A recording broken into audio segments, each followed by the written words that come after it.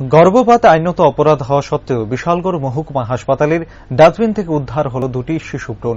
হাসপাতালের ডাক্তার ও কর্মীদের ভূমিকায় উঠছে প্রশ্ন। আবারও এক বেনজির কাণ্ড পরিলক্ষিত হল রাজ্যের অন্যতম বহু চর্চিত বিশালগড় মহকুমা হাসপাতালে। হাসপাতালের ডাস্টবিন থেকে উদ্ধার হল দুটি মৃত শিশুর ভ্রূণ, যা দেখে কার্যত চাঞ্চল্য ছড়িয়ে পড়ে গোটা হাসপাতাল চত্বরে। ভারতবর্ষের আইন অনুযায়ী সরকারি হাসপাতালে ভ্রূণের লিঙ্গ নির্ধারণ এবং গর্ভপাত সম্পূর্ণ নিষিদ্ধ ও দণ্ডনীয় অপরাধ। সে জায়গায় দাঁড়িয়ে প্রশ্ন হচ্ছে কিভাবে হাসপাতালে এই ধরনের দুটি ভ্রূণ উদ্ধার করা গেল। এক্ষেত্রে অভিযোগ রয়েছে প্রায় সময় বিশালগড় মহকুমা হাসপাতালে এই ধরনের অবৈধ গর্ভপাতের ঘটনা সংঘটিত হয়ে আসছে। আর এই ক্ষেত্রে মহকুমা স্বাস্থ্য আধিকারিক এবং হাসপাতালের চিকিৎসক ডাক্তারদের ভূমিকায় প্রশ্ন রয়েছে আমজনতার। তবে আজকের এই ঘটনায় মূলত দীর্ঘদিনের অভিযোগের কিছুটা হলেও সত্যতা পাওয়া গেছে বলে ধারণা বিভিন্ন মহলের। এদিকে ঘটনায় আকাশ ভেঙে পড়ার মতো অবস্থা মহকুমা স্বাস্থ্য আধিকারিকের।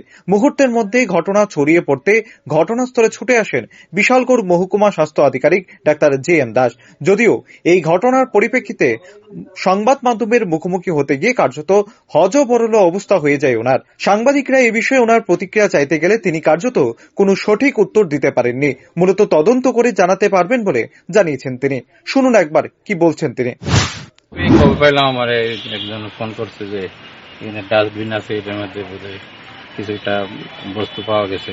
আমি দেখলাম হিউম্যান বডি পার্টসের কিছু একটা হইব, এখন এটা ইনকোয়ারি করতে হইবে। কারণ এখানে যেহেতু ডাস্টবিনে সুইপিং স্টাফরা পালায়, আর এখানে সিস্টার এই ইনচার্জ এটার সাথে থাকে, সুপারভিশন করে।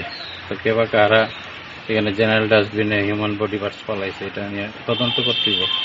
ইনকোয়ারি করুন, ইনকোয়ারি করে যেই আছে এটা ওইভাবে ব্যবস্থা নেওয়া। এখানে স্যার দুইটা পাওয়া গেছে। হ্যাঁ, তো স্যার আপনার কি মনে হইতেছে এখানে আপনারা দেখেছেন? এটা হয়তো কোনো সময়, অনেক সময় স্পন্টেনিয়াস অপারেশন টপারেশন হইলেও অনেক সময় কোনো বডি পার্টস থাকে, প্লাসেন্টাল বডি পার্টস থাকে, এগুলোই হইব। টোটালি রুম এরকমই মনে হইতেছে, মানে দেখতে ইনকোয়ারি করতে হইব। আর এখানে সুইপিং স্টাফরা এগুলা পালায় সাধারণত, এটা রেকর্ড দেখতে হইব। স্যার বিশালগড় মহকুমা হাসপাতালে এরকম এর আগেও হয়েছে, এখনো হচ্ছে, বিষয়টা নিয়ে কি বলবেন? না, অনেক সময় স্পন্টেনিয়াস যদি ডেলিভারি হয় বা হয়, ধরো কোনো ধরনের অপারেশন হয়, স্পন্টেনিয়াস হয়, ও মেডিকেল লিগেলি হয়, যাই হয় রেকর্ড থাকে। অনেক সময় ধরো 2 মাসে 1 মাসে যেগুলোই হয় এগুলো সব রেকর্ড থাকে। আমাদের এখানে গাইনোকোলজিস্ট আছে, গাইনি ডাক্তার দেখে।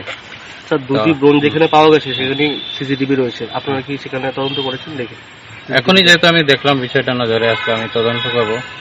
সিস্টারকে আমি দেখেছি, সুইপিং স্টাফদের দেখেছি যারা এগুলা নিয়ে ডিল করে, যারা ফেলে। একটা নয়, পরপর দুটা রুম, সেটাই তো এখন দেখলাম।